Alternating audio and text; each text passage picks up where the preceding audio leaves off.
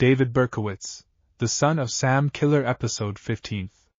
New York City in the summer of 1976 felt like a machine that had been running too long without rest. Heat hung between the buildings long after the sun disappeared. The streets stayed alive deep into the night. Radios played behind open windows. Taxi drivers leaned on their horns. Sirens drifted through the distance like part of the soundtrack of the city itself. People who lived in New York understood noise. They understood tension too. Crime was not something shocking there. Robberies happened. Fights broke out outside bars. Police cars rushed through intersections almost every hour of the day. Most people learned to live with it the way sailors learned to live with rough water. But what the city was about to face was something different. Not chaos. Not random violence. Something colder. Something patient. The first attack that would later become part of the Son of Sam case happened on a humid night in the Bronx. Donna Lauria was 18 years old. She had spent the evening with friends and was driving home with her friend Jody Valenti. It was late but not unusual for young people enjoying summer in the city. The streets were still alive. Lights glowed from apartment windows above them. They parked outside Donna's home and sat in the car talking. Nothing about the moment suggested danger.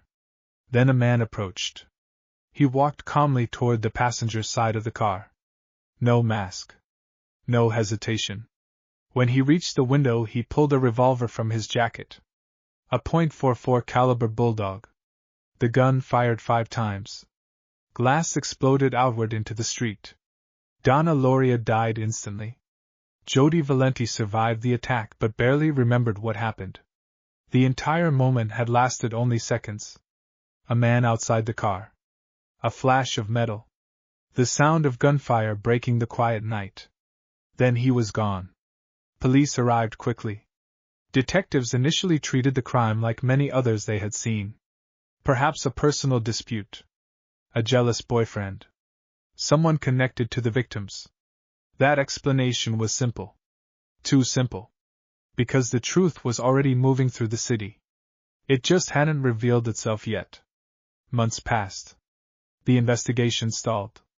No witnesses who could identify the shooter. No clear motive. No connection between the victims and anyone who might want to harm them. The case began to fade from headlines. Then the second attack happened. October 23, 1976. Queens. Carl DeNaro and Rosemary Keenan were sitting inside Carl's car after leaving a movie theater. It was the kind of quiet moment couples share before the night ends. They were talking. Laughing. Then someone approached the vehicle. The same sudden violence returned. The revolver fired through the window. Carl was struck in the head. Rosemary was injured by shattered glass. Both survived. But something important was left behind. The bullet. Ballistics testing later confirmed what detectives had begun to fear. The same weapon had been used in both attacks. Now the investigation changed. 2 shootings. Same caliber. Similar circumstances. Young victims. Parked cars. Nighttime. That combination meant something detectives recognized immediately. A pattern. And patterns rarely appear without intention. Still, the public was not told everything.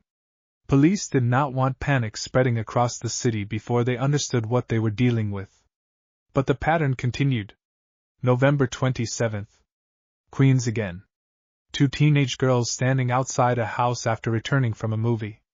Donna DeMasi and Joan Lomino. The attacker approached them like an ordinary pedestrian walking down the sidewalk. Then the revolver appeared again. Gunfire. Donna survived. Joan was critically injured and would spend the rest of her life paralyzed. Now detectives were certain. This was the same man. The same weapon. The same method. He appeared without warning. Struck quickly. Then disappeared before anyone could react. But what frightened investigators most was how confident the killer seemed. There were no disguises reported. No rushed escape. No panic. Just a man moving through the city as if he understood exactly how invisible he was. By early 1977, the investigation had grown into one of the largest manhunts in New York history. Detectives followed hundreds of leads. Most went nowhere. But the violence continued. January 30, 1977. Christine Freund and her fiancé John Deal were sitting in a parked car in Queens after leaving a dance club. Again the same approach. The same revolver. The same sudden eruption of gunfire. Christine was struck and later died from her injuries. John survived. Now the press could no longer ignore what was happening. The newspapers began printing stories about a mysterious gunman attacking couples in parked cars. At first reporters called him something simple. The .44 caliber killer. But the killer himself had another name in mind. A name the city would soon learn. A name that would spread through newspapers, television broadcasts, and conversations across every neighborhood in New York. Son of Sam. By February of 1977, the case had already changed the way detectives in New York thought about random violence. At first, they had treated each shooting as its own event. A separate file. A separate street. A separate victim. That was normal. Big cities train investigators to think in compartments because there are too many crimes happening at once to do anything else. But once the ballistic match connected the attacks, compartmentalizing stopped working. Now there was one shooter. One weapon. One man moving through New York at night, selecting strangers and leaving behind the same kind of devastation every time. The details were still incomplete, but the shape of the case was becoming impossible to ignore. He liked parked cars. He liked moments that felt private. He liked catching people in the few seconds when they believed the night belonged to them. That detail mattered. A car is a strange kind of space. It feels safe because it is enclosed. It feels private because the rest of the city is outside the windows. Young couples parked in quiet streets believed they were temporarily invisible. Berkowitz understood that illusion better than anyone. He stepped into it and shattered it. At police headquarters, maps began filling with pins. The Bronx. Queens. Different neighborhoods. Different dates. The city itself started to look like a board game arranged by someone patient and cruel. And every time detectives tried to predict where the next attack would happen, the answer slipped away from them. There was no clean geographic pattern. No obvious personal connection among the victims. No workplace, no school, no neighborhood feud, no single environment that narrowed the pool. The shooter did not seem to know his victims. That was one of the most frightening parts of the entire case. He wasn't settling scores. He wasn't returning to old grudges. He was reaching into ordinary life and choosing people who had simply happened to be there. For the public, that kind of randomness feels more terrifying than motive. A motive can be understood. Randomness cannot.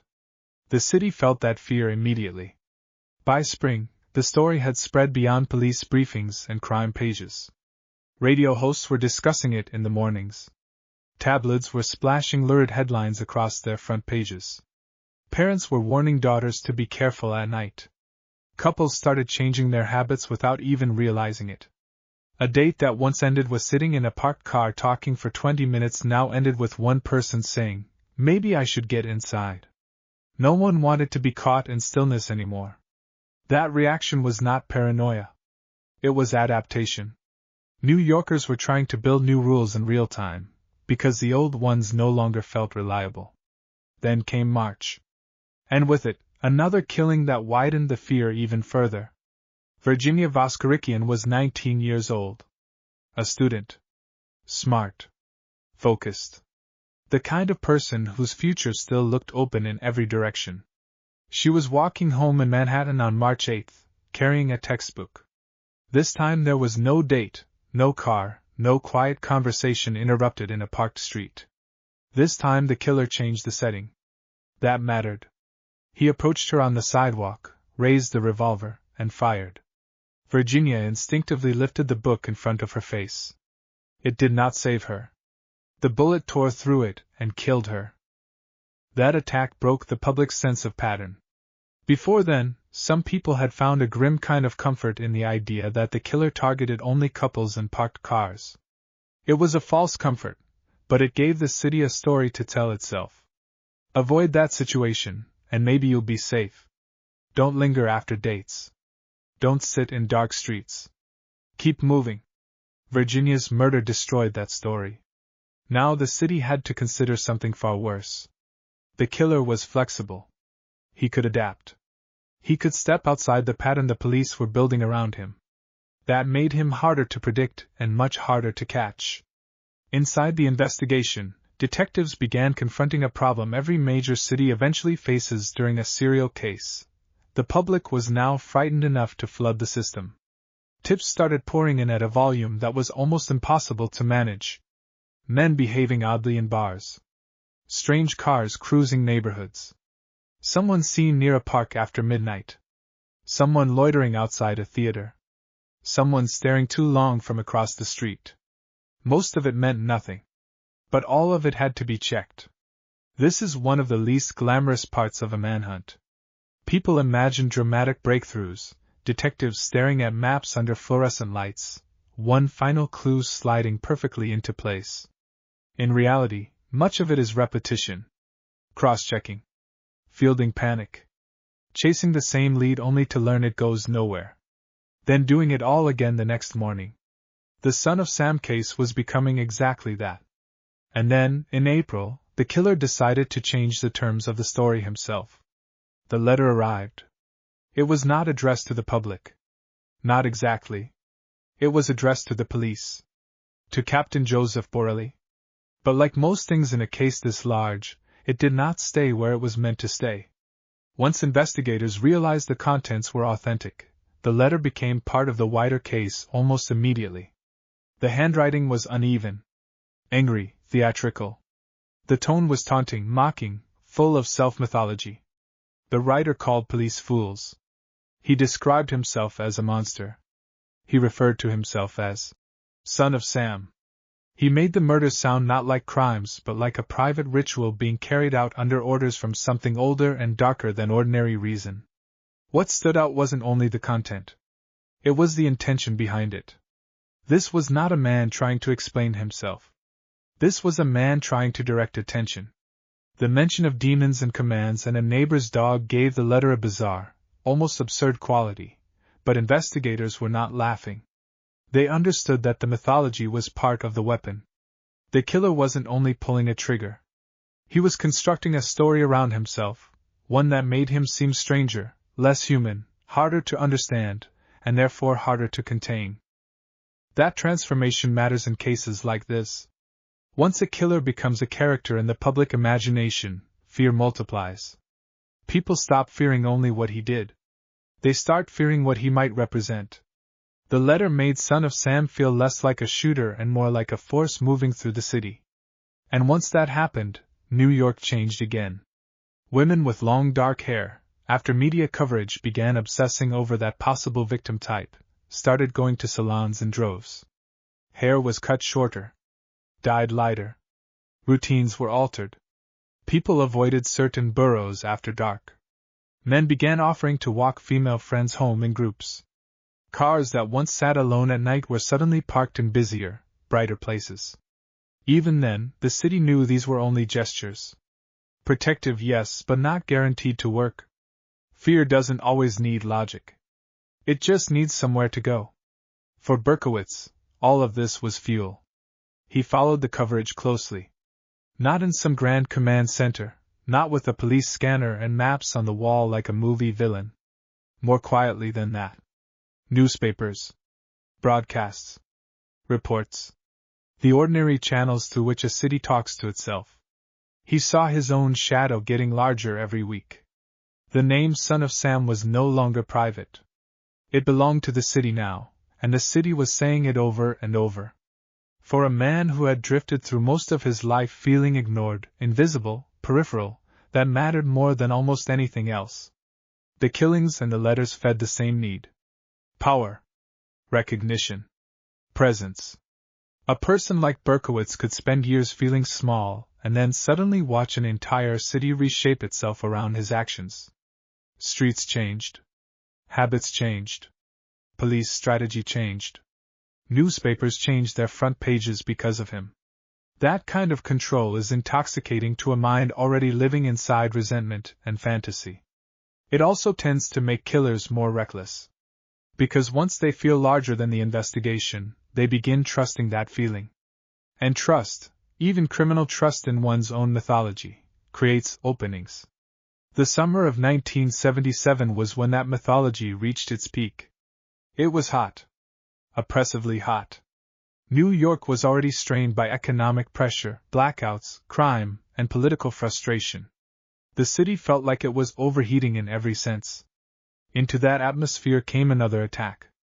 June 26. Queens. Judy Placido and Sal Lupo had just left a disco. A normal night out. Music still in their heads. Street air still warm. They were near the car when the shooter appeared. This time the attack happened quickly, and then vanished just as quickly. Judy was shot and survived. By then, survived had become its own kind of terrible category in the case. Survivors could give police fragments, a shape, a movement, an angle, the pace of footsteps, the silence before gunfire, but never enough to truly identify him. Berkowitz's face remained elusive. Even those who saw him rarely saw him for more than a few seconds, and trauma distorts seconds into something broken and unreliable. Still, every account mattered. Every fragment helped. Detectives refined their internal profile. They believed the shooter was a white male in his 20s, likely socially isolated, likely living within driving distance of the scenes, likely harboring resentment toward women and toward the people whose lives looked easier than his own. They believed he read the coverage. They believed he wanted to be seen without being known. They believed he was escalating. They were right. Then came July 31, 1977. That night would become the hinge of the entire case. Stacy Moskowitz and Robert Violante had just left a movie in Queens. Like several of the earlier victims, they ended the night in a parked car. It was a scene New Yorkers were already trying to avoid.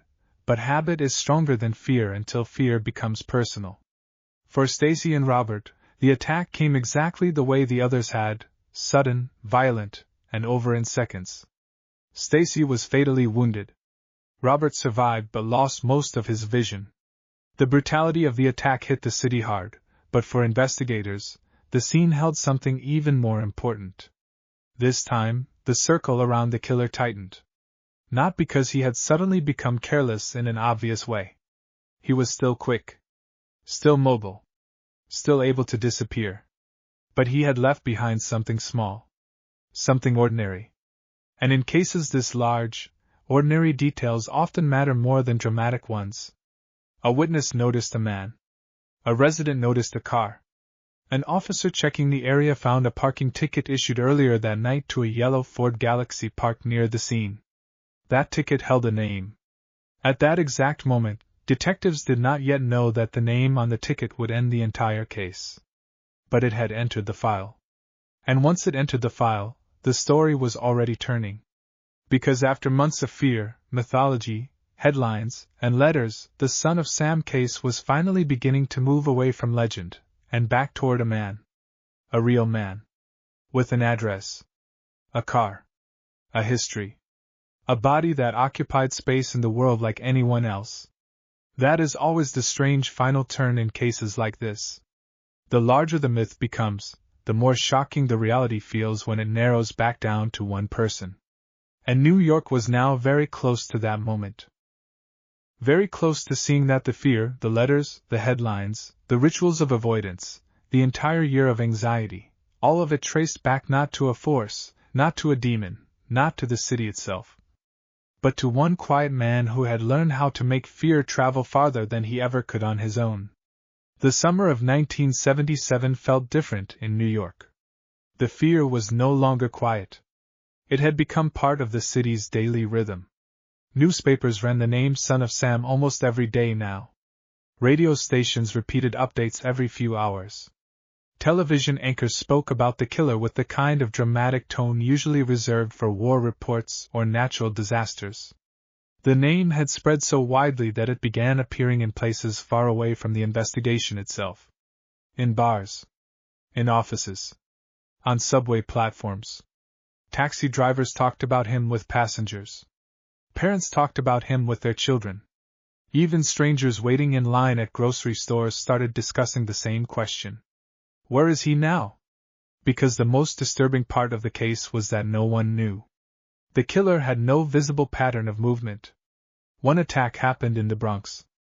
Another in Queens. Then Manhattan. Then back again. Detectives could not draw a circle around the crimes and say the killer must live here. He seemed to move through the city freely. Comfortably. Almost casually. For investigators, that meant the killer was either extremely lucky or extremely confident. And confidence often leads to mistakes. But until that mistake happened, the myth continued to grow. The next letter pushed the case even deeper into the national spotlight. The envelope arrived at the offices of the Daily News. Inside was a message addressed to columnist Jimmy Breslin, one of the most well-known journalists in New York. Breslin had already written several articles about the killings, criticizing the police investigation and describing the fear spreading across the city. The letter writer clearly enjoyed that attention. The message began with a strange greeting. Hello from the gutters of New York City, which are filled with dog manure, vomit, stale wine, urine, and blood. The tone moved between mockery and confession. The writer described himself as a monster living among ordinary people. He talked about killing as if it were a game he had mastered.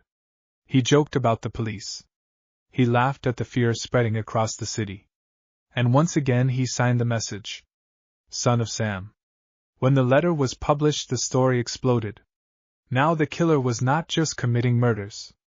He was communicating. He was speaking directly to the public. And the public was listening. For many people, the letters were even more disturbing than the shootings. The attacks were violent, but they were quick. The letters revealed something slower and darker, a mind that was enjoying the panic. A mind that felt powerful watching millions of people react. That detail mattered to investigators. Because killers who want attention often take bigger risks to maintain it. The letters suggested something important about the man behind them. He wanted recognition. He wanted the city to talk about him. He wanted his name remembered. But even while the letters filled headlines, the police investigation continued moving slowly in the background. Detectives began examining the language of the messages. Psychological experts were brought in to analyze the tone. Profilers suggested the writer was likely young, socially isolated, and deeply resentful toward the world around him. They believed he was someone who spent long periods alone. Someone who watched other people living normal lives and felt excluded from it. Someone who had begun building a fantasy version of himself, a version where he was powerful instead of ignored. While those theories developed, the investigation kept searching for something more concrete. Physical evidence. Witnesses. Anything that could turn the myth into a suspect. The break finally came after the July 31st shooting of Stacy Moskowitz and Robert Violante. Detectives canvassed the neighborhood carefully. Every building. Every resident. Every parked vehicle. One officer noticed something small. A car that had received a parking ticket earlier that night. The vehicle was a yellow Ford Galaxy parked only a short distance from where the shooting occurred. The ticket included the license plate number. And the license plate led to a name. David Berkowitz. At first the name meant very little. It was just another person connected to the area. But detectives decided to check anyway. They looked up the registration address. Yonkers. A quiet city just north of New York. Not far from several of the attack locations. The name went into the investigation files. At that moment, no one knew how important it would become. But the detectives assigned to the lead noticed something unusual. The vehicle had been parked extremely close to the crime scene. Closer than most witnesses had described. Close enough that its driver might have seen everything. Or close enough that its driver might have been involved. Police decided to visit the address connected to the registration. The building in Yonkers looked ordinary. A typical apartment complex. Nothing dramatic. Nothing suspicious. Exactly the kind of place where someone could live quietly without attracting attention. Detectives located the yellow Ford Galaxy in the parking lot. The car was unlocked. Inside they saw something immediately disturbing. A rifle. A bag. And when they looked closer, a revolver. A .44 caliber bulldog. The same weapon used in the Son of Sam shootings. At that moment the investigation changed instantly. For over a year the killer had existed as a shadow moving through New York. Now detectives had a name. A car. And a weapon. The myth was collapsing into reality. Police did not wait. They prepared to arrest the man connected to the vehicle. Later that night detectives watched the parking lot carefully.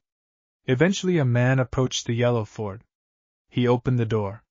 Sat inside the driver's seat. Detectives surrounded the car. One officer stepped forward. David Berkowitz? The man looked up calmly. Yes.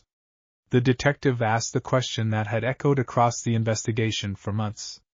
Do you know why we're here? Berkowitz paused only briefly. Then he answered quietly. I know. There was no struggle. No attempt to escape. The man who had terrified an entire city was sitting quietly inside a parked car. And just like that, the hunt was over. When the detectives surrounded the yellow Ford Galaxy that night in Yonkers, the atmosphere was strangely calm.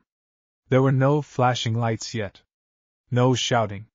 Just several officers standing quietly around the vehicle while the man inside looked at them through the windshield. David Berkowitz did not appear nervous. That detail would stay with the detectives who arrested him.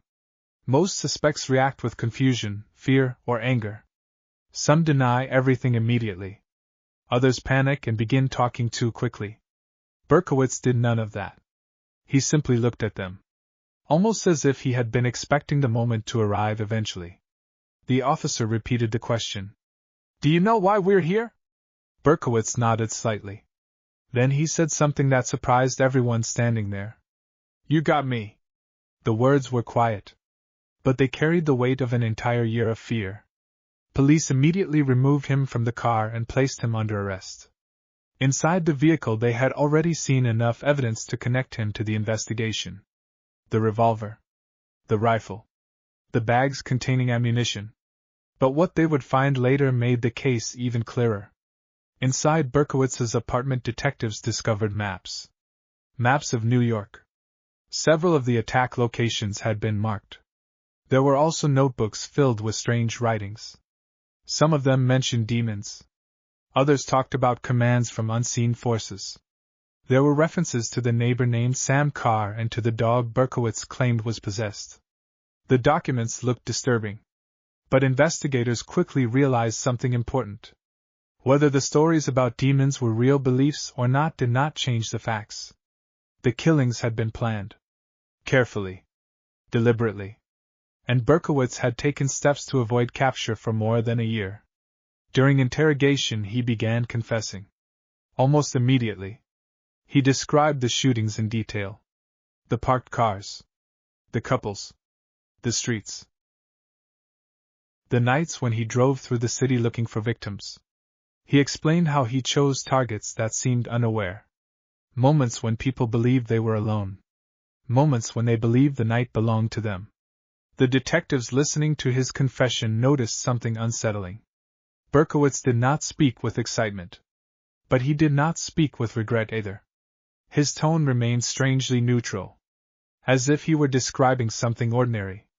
Something routine. When investigators asked about the letters, Berkowitz admitted writing them.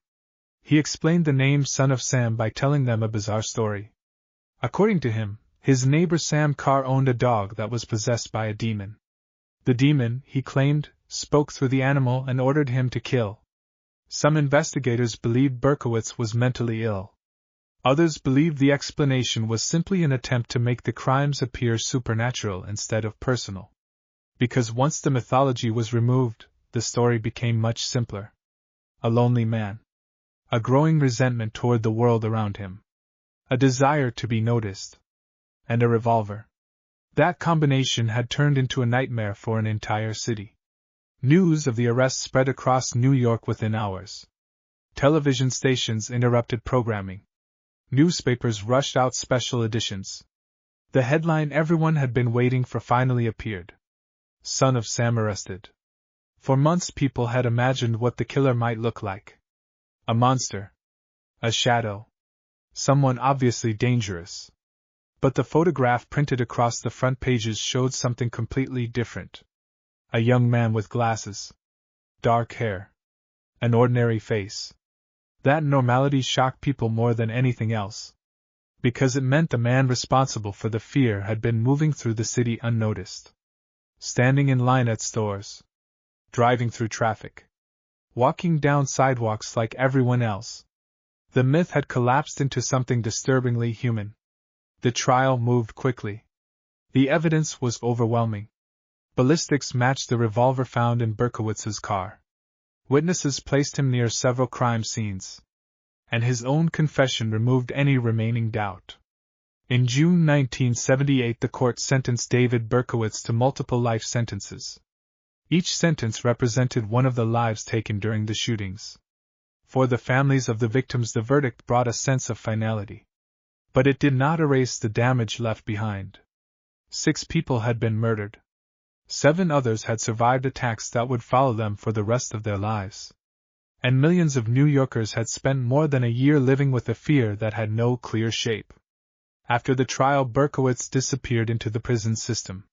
The headlines slowly moved on. Other stories replaced the case. Other crimes filled the front pages.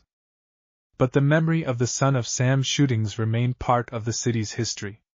Because the case changed something fundamental about how people understood danger. Before those shootings, many New Yorkers believed violence had a reason. A fight. A robbery. A personal conflict. Something that explained why it happened. The Son of Sam case introduced something far more unsettling. Violence without warning. Violence without connection.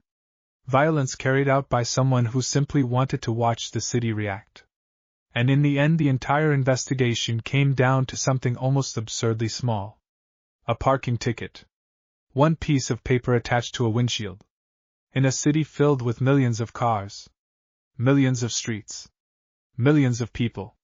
That single detail ended one of the most frightening manhunts in New York history. Years later, investigators would still think about that moment. Because it revealed something uncomfortable. Sometimes the difference between a killer remaining invisible and a killer being caught is nothing more than a small mistake. One moment when confidence turns into carelessness. One moment when someone believes they cannot be found. And the city that once felt like the perfect place to disappear suddenly becomes the place where everything ends. For David Berkowitz, that moment happened in a quiet parking lot in Yonkers. A car. A ticket. A name. And the end of the legend known as Son of Sam.